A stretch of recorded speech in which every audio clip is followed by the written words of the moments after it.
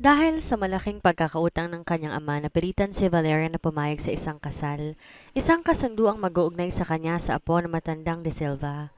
Kapalit ng pera at upang mapagbigyan ng kagustuhan ng matanda, naganap ang kasal nila ni Calix.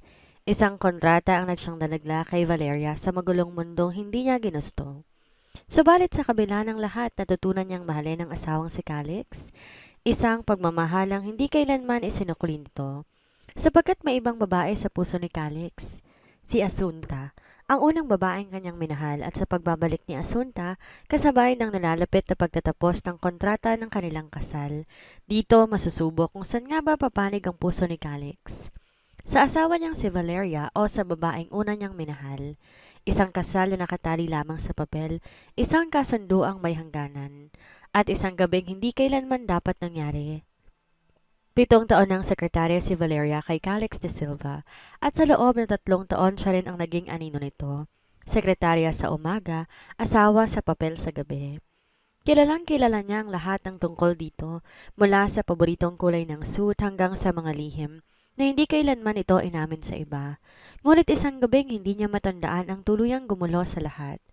Pagmulat ng kanyang mga mata, natagpuan niya ang sarili sa tabi ng lalaking hindi dapat kanya. Doon niya unang nadama ang pait ng katotohanan. Siya lang pala ang totoong nagseryoso sa kasal na ito. At nang muling harapin siya ni Calix, isang pahayag ang bumago sa lahat. Valeria, ang babaeng kasama ko kagabi, ikaw yun. Sa isang kasunduan, dapat walang kasamang damdamin. Paano kung di niya na kayang itanggi ang sakit? At paano kung si Calix mismo ang magsimulang magtanong, sino nga ba ang tunay niyang babae? Sa loob ng hotel, magulo ang kwarto. Nagising si Valeria na ramdam ang matinding sakit sa buong katawan. Hinilamos niya ang kanyang mukha bago tuluyang bumangon, ngunit napansin ang matangkad na figurang nakahiga sa tabi niya. Isang napakagwapong mukha. Matangos ang ilong, malalim ang mga mata, matalim ang mga linya ng kanyang mukha. Mahimbing parintong natutulog. Ang lalaking nakahiga sa tabi niya ay walang iba, kundi ang kanyang amo at asawa sa papel, si Calix de Silva. Umupo si Valeria sa kama at nang dumulas ang kumot, lumantad ang ilang marka sa kanyang maputing balikat. Tumayo siya at kitang-kita ang bakas ng dugo sa sapin ng kama. Pagtingin sa oras, malapit na siyang mahuli sa trabaho. Dinampot niya ang gusot na uniforme at agad itong sinuot. Napansin niyang punit na ang kanyang stockings. Ginawa niya tong bola at tinapon sa basurahan bago isinuot ang kanyang takong. Maya-maya may kumatok sa pinto. Nakapaghanda na si Valeria at bumalik sa anyo ng isang maayos at propesyonal na sekretarya. Kinuha niya ang kanyang bag at handa nang umalis ng silid. Isang napakagandang babae ang pumasok. Ang babaeng siya mismo ang tumawag. Humiga ka lang sa kama at hintayin mong magising si Mr. De Silva. Wala ka nang kailangan sabihin pa? Walang emosyon na sinabi ni Valeria. Saglit siyang lumingon sa lalaking natutulog sa kama. May kurot sa kanyang puso pero pinili niyang umalis. Ayaw niyang malaman ni Calix ang nangyari kagabi. May kasunduan silang tatapusin ang kasal nila pagkatapos ng 3 taong lihim na pagsasama at sa panahong yon, hindi sila dapat lumampas sa limitasyon. 7 taon na siyang personal na sekretarya ni Calix at 3 taon bilang kanyang asawa. Mula nung araw ng kanilang pagtatapos, nanatili na siyang kasama nito at hindi kailanman lumayo. Ngunit sa parehong araw na yon, sinabi na rin ni Calix sa kanya na ang relasyon nila ay mananatili lamang bilang amo at tauhan. Hindi kailanman maaaring lumampas sa hangganang iyon. Habang nakatayo si Valeria sa tabi ng bintana sa pasilyo, naalala pa rin niya ang nangyari kagabi. Nang hawakan siya ni Calix, habang mahina nitong binabanggit ang isang pangalan, Asunta. Muling kumirot ang puso niya. Si Asunta ang unang minahal ni Calix at hanggang ngayon, mahal niya pa rin ito. Ginamit lang siya bilang panakip butas, alam niya yon. Kilala niya si Calix, hindi nito gugustuhin na may mangyari sa kanila. Ang kasal na ito, siya lang ang nagseryoso. Dapat itong matapos at ang nangyari kagabi ay maaaring ituring bilang pagtatapos ang 3 taon nilang pagsasama. Kinuha niya ang kanyang cellphone at nakitang isang headline sa balita. Rising star singer, Miss Asunta, bumalik ng bansa kasamang kanyang fiancé. Napakapit siya sa kanyang telepono at ang pait sa kanyang puso ay lalong lumalim, maging ang dulo ng ilong niya ay uminit. Ngayon niya naintindihan kung bakit ito nalasing kagabi, kung bakit ito umiyak habang yakap siya. Humihip ang malamig na hangin, mapait siyang napangiti. Nilagay ang cellphone sa kanyang bag at kinuha ang isang kahang sigarilyo. Sinindihan niya ito, dinikit sa kanyang manipis at mahahabang daliri at hinayaang lumipad ang usok. Unti-unting tinatabunan ang kanyang malamlam ngunit napakagandang mukha. Sa sandaling yon, dumating si Aliana na humihingal sa pagtakbo.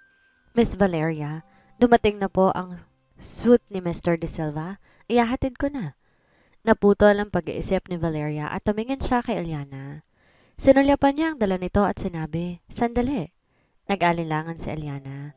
"May problema po ba, Miss Valeria?" Ayaw niya ng asul. "Palitan mo ng itim. Itali ng may plaid stripes, plansyahin ulit. Siguraduhin mong walang gusot. At huwag mong gamitin ang transparent plastic bag. Ayaw niyang makarinig ng tunog ng plastic. Isabit mo na lang ng maayos sa hanger bago mo dalhin." Si Valeria parang isang personal butler ni Calix. Alam ang bawat maliit niyang nakasanayan at ni minsan hindi siya nagkamali. Napamulagat si Aliana. 3 buwan pa lang siya sa trabaho pero ilang beses na siyang ninervyos dahil sa presensya ni Mr. De Silva. Halos magkamali na naman siya ngayon. Agad siyang tumakbo para palitan ng damit. "Salamat po, Miss Valeria." Ngunit biglang nagmula sa loob ng kwarto ang isang galit na sigaw. "Lumabas ka!" Kasunod nito, narinig ang takot na sigaw ng babae. Makalipas sa ilang sandali, bumukas ang pinto. Lalabas na sana si Aliana, pero namumula ang kanyang mga mata at mukhang matamlay. Napagalitan siya at sa pagkakataong to, mukhang talagang iritable si Calix. Tumingin siya kay Valeria na tila nagmamakaawa. "Miss Valeria, pinapatawag ka ni Mr. De Silva?" Tinitigan ni Valeria ang bukas sa pinto. Alam niyang hindi ito magiging madali. "Sige, buwaba ka na." Pinatay niya ang sigarilyo sa ashtray at pumasok sa suite. Sa pintuan pa lang nakita niya nang magulo ang buong kwarto. Kalat ang mga gamit ni Calix, sira ang lampshade, at ang cellphone nito'y basag ang screen ngunit patuloy pa rin nagva-vibrate. Ang babaeng natagpuan niya ay takot na takot, walang saplot, hindi alam kung saan tatayo, at may bakas ng kawalan sa kanyang mga mata. Samantala, nakaupo ng madalim sa kama si Calix. Ang kanyang pangatawan ay perpekto. Matagal na siyang nag-eehersisyo kaya't malinaw ang hubog ng kanyang muscles. Malapad ang kanyang dibdib at kitang-kita ang kanyang mga pandesal sa tiyan. Ang kanyang V-line bahagyang natatakpan ng kumot. Kahit mukhang kaakit-akit ang ekspresyon sa kanyang gwapong mukha ay mabigat. Madilim ang kanyang mga mata, tila nasa gilid na ng galit. Lumapit si Valeria, pinulot ang natumbang lampshade, tsaka kumuha ng isang basong tubig at nilapag to sa tabi ng kama. "Mr. De Silva, may meeting kayo ng 9:30. Kailangan nyo nang gumising." Malamig ang tingin ni Calix sa babae na parang hindi siya makapaniwala sa nangyari. Napansin niyo ni Valeria at sinabihan ng babae, "Pwede ka nang umalis." Nag-aalalang pinulot ng babae ang kanyang damit at agad na lumabas. Ayaw nang manatili pa kahit isang segundo. Narumbalik ang katahimikan. Dahan-dahang inilipat ni Calix ang kanyang tingin kay Valeria. Sanay na si Valeria sa gantong sitwasyon, kaya inabot niya sa kanya ang baso ng tubig at nilapag ang kanyang puting polo sa kama. "Mr. De Silva, magbihis na po kayo?" Pero hindi gumalaw si Calix. Malinaw ang ines sa kanyang mukha at malamig niyang sinabi, "San ka pumunta kagabi?" Natigil saglit si Valeria. Pinapagalitan ba siya nito dahil hindi siya nanatili sa tabi niya? Dahil hinahayaan niyang ibang babae ang humawak sa kanya dahil hindi siya ang babaeng tinawag niyang my woman? Lumiit ang kanyang mga mata. "Mr. De Silva, lasing kayo kagabi. Kung ano man ang nangyari, wala na kayong dapat alalahanin. Matatanda na tayo. Hindi kailangan bigyan ng kahulugan ng lahat." Pinapahiwatig niyang wala siyang balak guluhin ang buhay nito at hindi niya hahayaang makialam ang babaeng kasama niya kanina. Matalim ang tingin ni Calix saka bahagyang tumingala. "Tatanungin kitang muli, saan ka pumunta kagabi?" Bahagyang kinabahan si Valeria. "Dahil sa dami ng trabaho ko nitong mga nakarang araw, nakatulog ako sa opisina." Pagkasaba niya noon, napangisi ng malamig si Calix. Nanatili ang malamig niyang ekspresyon, hindi nagsasalita, at tumayo mula sa kama habang nakabalot lang ng tuwalya ang katawan. Pinagmasdan ni Valeria ang kanyang likuran at naramdaman niya ang bigat sa kanyang dibdib. Lagi siyang tinuturing ni Calix bilang isang estranghero, isang bagay na hindi ka nais-nais. Pero kagabi nang yakapin siya nito at tawagin ng my woman, hindi naman ganon ang pakikitungo niya rito. Nang bumalik siya sa kanyang ulirat, nakaligo na si Calix at nakatayo sa harap ng salamin. Lumapit si Valeria para tulungan siya na isara ang kanyang polo tulad ng nakasanayan niya. Napakataas ni Calix, 1.88 meters. Kahit 1.68 meters siya, hindi pa rin sapat ang tangkad niya para maabot ng maayos ang kanyang leeg. Nakatayo ito ng tuwid, halatang ines sa sarili. Siguro dagal ito dahil pakiramdam niya na dumihan siya kagabi dahil nagkamali siya. Dahil hindi ito yumuko, napilitan siyang tumingkayad at inabot ang kanyang leeg para ayusin ang necktie nito. Habang abala sa pag-aayos, dumampi sa kanyang tenga ang mainit na hininga ni Calix. At sa isa pang paos na boses sinabi nito, "Valeria, ang babaeng kasama ko kagabi, ikaw yun." Narinig ni Valeria ang sinabi niya, kaya nagulat siya at muntik ng matapilok. Nawalan siya ng balanse at napasandal kay Calix. Napasinghap siya nang maramdaman ng mainit itong palad sa kanyang bewang. Mahigpit ngunit hindi masakit.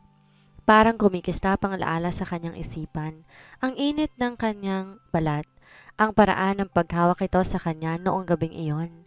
Ngunit kasabay ng pagbalik ng gunita ang pait ng katotohanan na pinaglaruan lamang siya ng lalaki.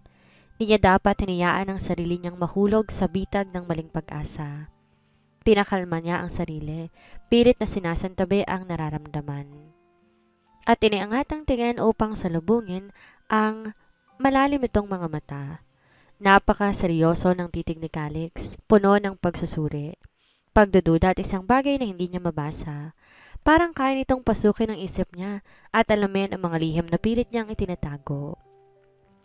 Mabilis ang tibok ng puso ni Valeria. Hindi niya kinaya ang lalim ng tingin nito, kaya agad niyang iniwas ang kanyang paningin at yumuko. Kanina lang galit na galit to nang akalain niyang ibang babae ang kasama niya. Paano pa kaya kung malaman nitong siya talaga ang nasa silid kagabi? Mas lalo ba siyang mapapahamak o mas lalong magagalit si Calix? Ngunit may isang katanungan na bumabagabag sa kanya. Kung malaman ni Calix ang totoo, maaari kaya niyang mahawakan pa ang natitirang oras nila? Maaari pa kaya niyang ipagpatuloy ang pagkasama nila na itinakda lamang na isang kasunduan? "Anong ibig mong sabihin?" tanong niya. Pilit na itinatago ang bumabangon na pag-asa sa kanyang puso. Ngunit ngumisi lamang si Calix at sa malamig nitong tinig ay sinabi, "Hindi mo naman kayang gawin yon." Napakuyom ang mga kamay ni Valeria. Halata sa kilos ng lalaki ang pag-asa na hindi siyang babae kagabi. Isang bagay na lalo pang nagpabigat sa kanyang loob. Sa kanilang dalawa, alam nila ang totoo. Nakasal lamang sila dahil sa isang kasunduan. At sa loob ng ilang araw, matatapos ng kasunduang iyon. Biglang hinawakan ni Calix ang kamay niya ng mahigpit. Napalakas ang kabog ng dibdib niya, lalo na nung makita niyang nakatitig ito sa kanya ng malamig. Tila sinusuri ang bawat kilos niya. Napahinto ang paghinga niya. Mabilis niyang sinubukan na hugutin ang kamay niya. Ngunit sa isang iglap sinandal siya ni Calix sa malaking salamin. "Anong ginagawa mo?" tanong niya. Pilit pinapanatili ang kalmado niyang anyo. Ngunit di niya inaitago ang bahagyang panginginig sa kanyang tinig. "Totoo bang natulog ka sa opisina kagabi?" tanong ni Calix. Ang titig nito ay nagdidilim. Alam niyang isang maling sagot lang maaaring magdulot na ng malaking gulo. Biglang sumagi sa isip niya ang araw ng kanilang kasal. 3 taon na ang nakakalipas. Noong panahong yon ang akala niya ay may pawang siya sa puso ni Calix. Hinawakan niya ang kamay nito noon bago pa niya ito mahigpit na mahawakan. Tumayo ito ng may malamig na ekspresyon sa mukha. "Valeria, pinakasalan lang kita para matupad ang huling kahilingan ng lolo ko. Pagkatapos ng 3 taon, maghihiwalay na tayo. Hanggat hindi pa yun dumarating, wag mo akong hahawakan. Kung ayaw mong maranasan ang galit ko." Wala siyang karapatan na hawakan to, ngunit nagawa nitong alagaan at protektahan ang babaeng mahal nito. At ngayon kung malalaman nitong nasira ang kanyang katapatan para sa babaeng iyon, baka hindi lang galit ang maranasan niya. Baka tuluyan siyang mawala sa buhay nito. Iniwasan niyang tingnan ito at mahina niyang sinabi, "Oo." Saglit na katahimikan ang bumalot sa pagitan nila.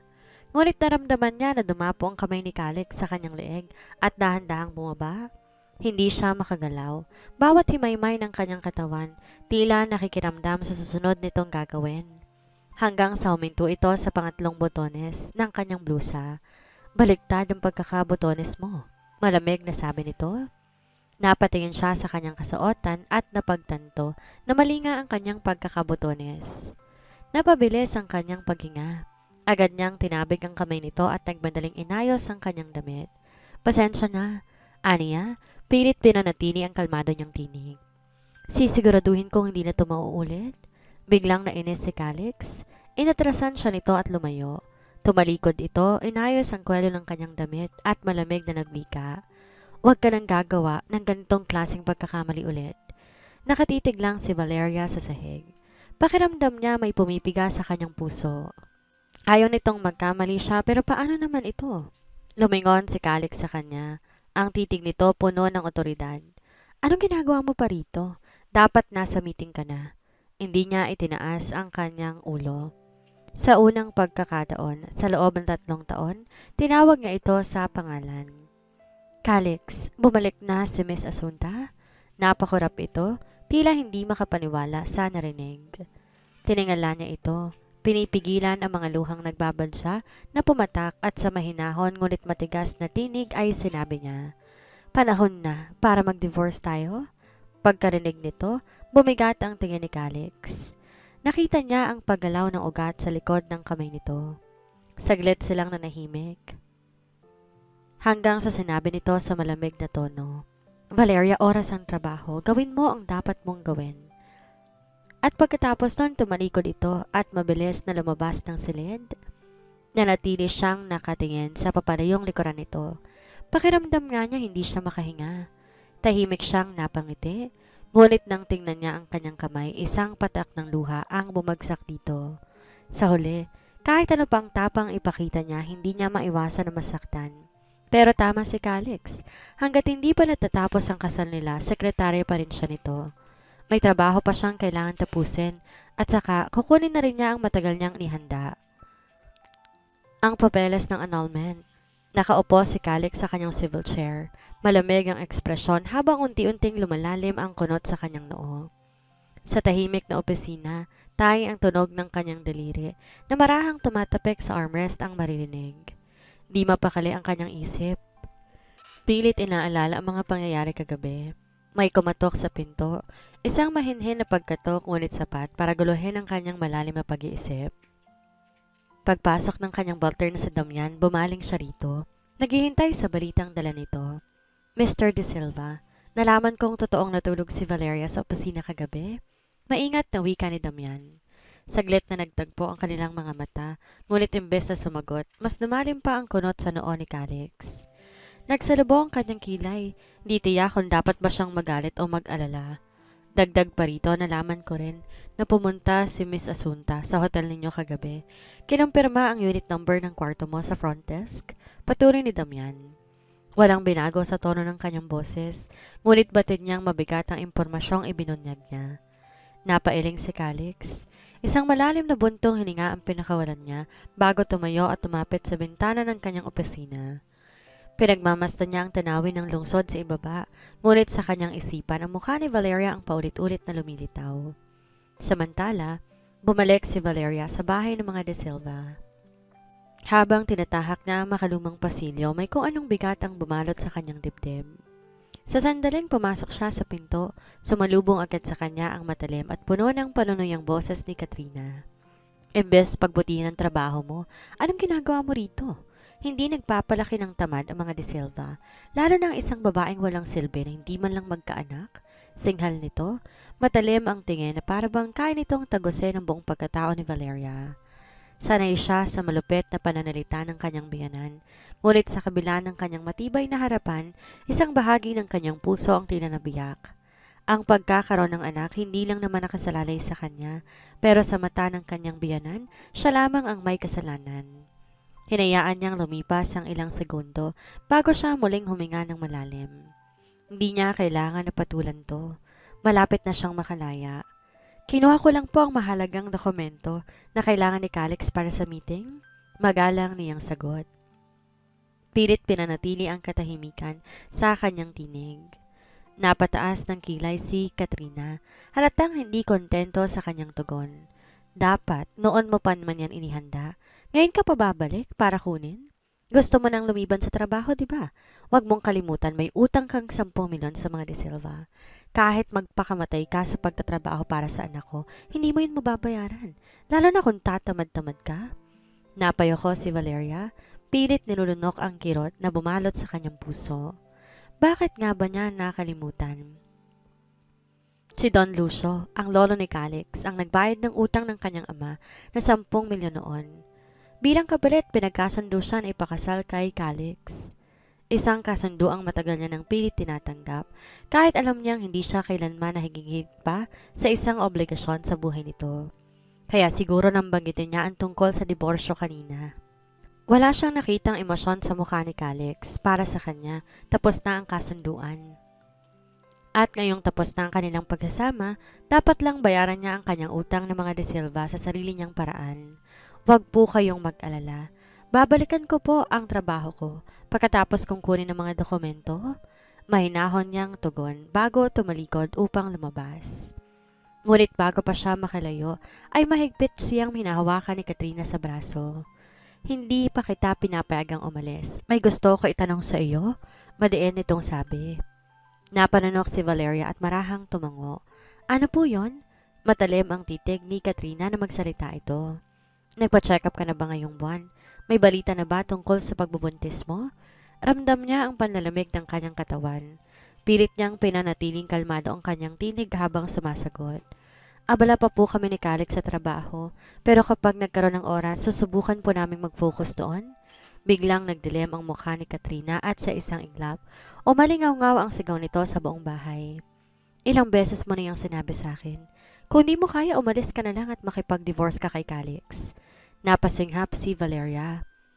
Ramdamang pamamanhid ng kanyang mga daliri. Alam niyang darating sila sa puntong ito, ngunit di ba pa rin palang marinig to ng direkta mula sa bibig ni Katrina. Dahan-dahang tinaas niya ang tingin, pilit kinakalma ang sarili. Ganun ba ang gusto niya? Tanong niya, halos bulong na lamang. Walang pag-aalinlangan ang sagot ni Katrina. Anong akala mo? Siyempre, parang lumabas ang lahat ng dugo sa kanyang mukha. Pakiramdam niya, bumagsak ang buong mundo sa kanyang mga balikat. Bago pa siya makasagot, isang malambig na boses mula sa kusina ang pumukaw sa kanyang atensyon. Miss, narito na po ang paborito niyong chicken soup. Subukan niyo po. Nanlaki ang mga mata ni Valeria at sa isang iglap, nanaga siya sa kinatatayuan. Parang bumagsak ang temperatura ng kanyang katawan. Bakit may naghanda ng kanyang paboritong pagkain? At sinong taong yun na tila mas kilala pa siya kaysa sarili niyang asawa? Tumingala siya at nakita si Asunta nakasuot ng apron, may hawak na sandok. Na magtamang kanilang mga mata, bahagyang umiti si Asunta at malumanay na bumati. Hi, bisita ka rin ba ni Tita Katrina? Sakto may natira pang sopa, salikat, umupo ka. Ang tinig nito banayad, tila kalmado sa kabila ng sitwasyon na hindi niya mawari. Ang kilos niya hindi nag-aalangan, ang tindig niya tiyak, puno ng kumpiyansa. Para siyang tunay na may bahay ng tahanang ito, habang si Valeria isang estrangherang hindi kabilang. Tama, malapit na siyang maging tagalabas. Napalalim ang kunot sa noo ni Valeria. Di niya mapigilan ang biglang pag-igting ng kaba sa kanyang dibdib. Pakiramdam niya para siyang isang isda na nalagay sa tuyong lupa. Hindi makagalaw, hindi makahinga. Nang ikasal siya kay Calix, pinaalam niya ito sa buong lungsod. Alam iyon ng lahat. Maging si Asunta ay nagpadala ng liham na pagbati noon. Imposible na hindi nito alam na siya ang asawa ni Calix. Napansin ni Asunta na nakatayo lang siya sa may pintuan, kaya dali-dali itong lumapit at tinawakan ng kanyang kamay. Ang bisita ay pinapapasok. Huwag kang mahiya, pasok ka. Sa bawat hakbang nito sumasabay sa hangin ang mahinang amoy ng jasmine, ang pamilyar na halimuyak na hindi niya kailanman malilimutan. Isang pabangong saktong kapareho ng regalo sa kanya ni Calix noong kaarawan niya. Ang kanyang lalamunan biglang natuyo. Isang bigat ang humila pababa sa kanyang dibdib. Pakiramdam niya may pumipigil sa kanyang paa upang humakbang papasok. Valeria, anong ginagawa mo dyan? May bisita tayo, hindi mo man lang ba pagbibigyan? Napatingin siya sa kanyang biyanan na nakakunot noo. Halatang naiinis sa kanyang pagkatulala. Hindi siya agad nakapagsalita. Sa halip, binaling niya ang tingin kay Asunta at marahang nagtanong. Mom, bakit siya nandito sa bahay natin? Kanina tawag na lang kay Katrina, ma'am. Ngayon na nasa harapan si Asunta, pinilit niya tong tawaging, Mom? Saglit siyang tinitigan ni Katrina bago sumagot.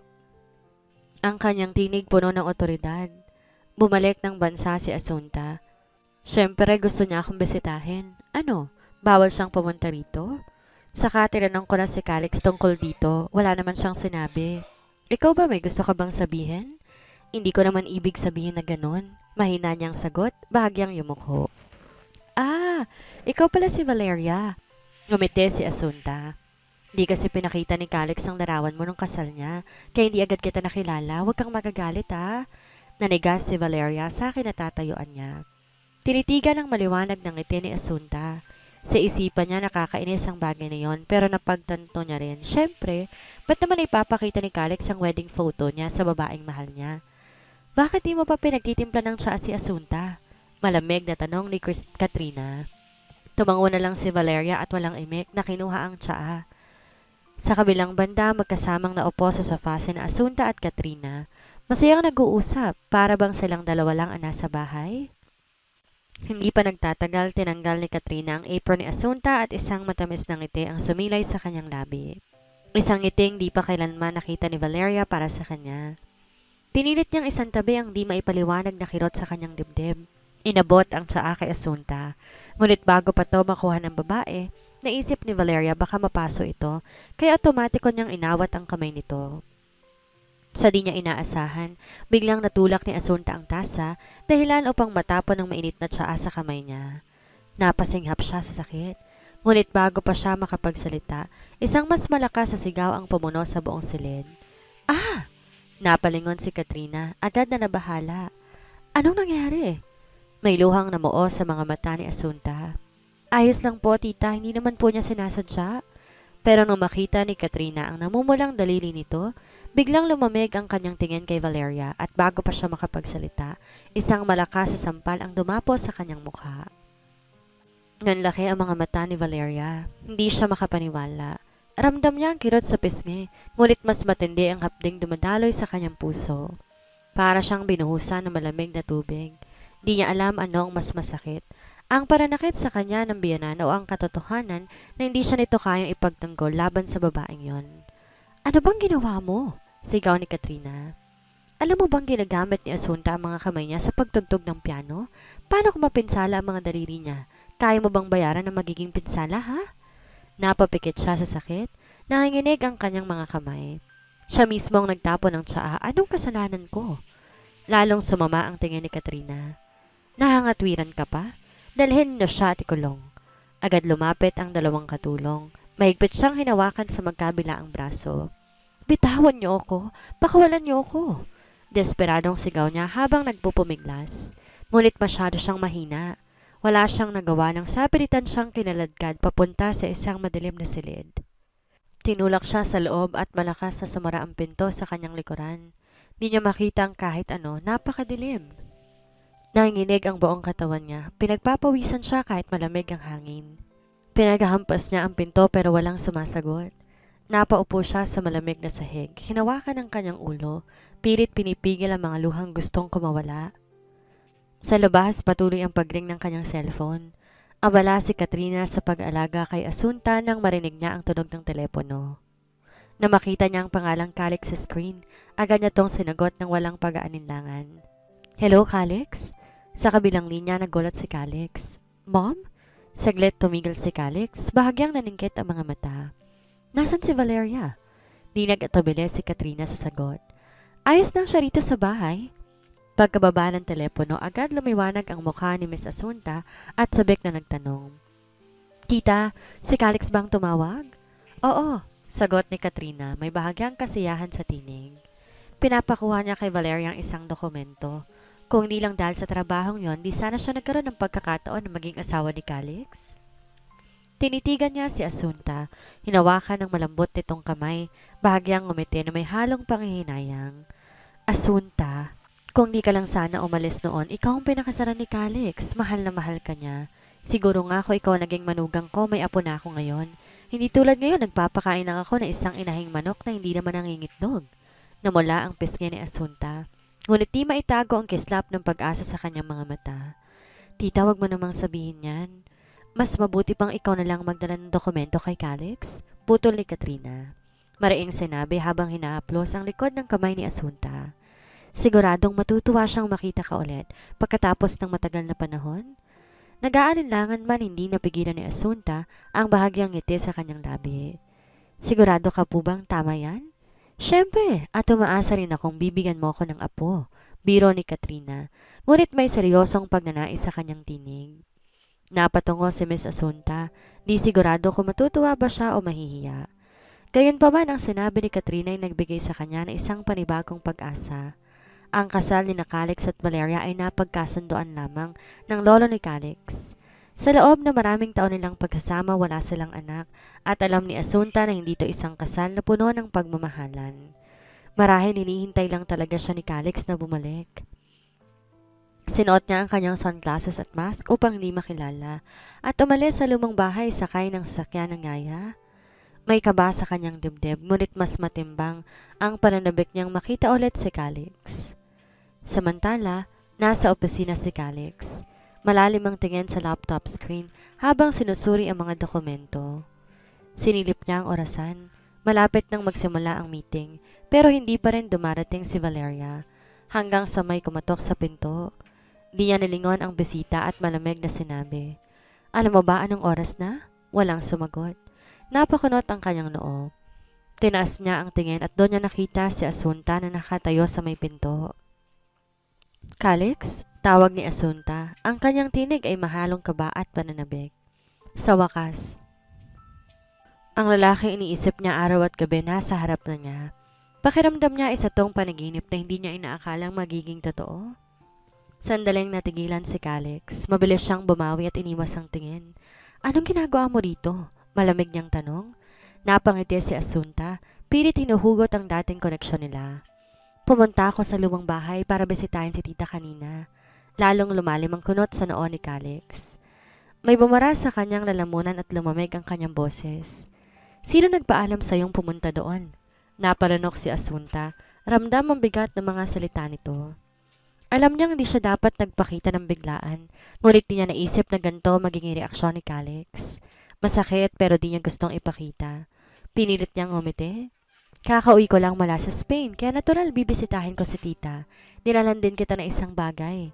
Dahan-dahan niyang nilabas sa bag ang dokumento at iniabot kay Calix. Tinitigan to ni Calix na may bahagyang pag-aalinlangan. Dapat si Valeria ang may dala nito pero paano napunta sa kanya? Ano nga kaya ang mangyayari sa muling pagbabalik ng dating pag-ibig ni Calix? Malaman kaya niya ang ginawa ng kanyang ina kay Valeria? At hanggang saan magagawang tiisin ni Valeria ang madilim niyang kapalaran sa piling ng sariling asawa? Yan ang ating aalamin sa susunod nating kabanata.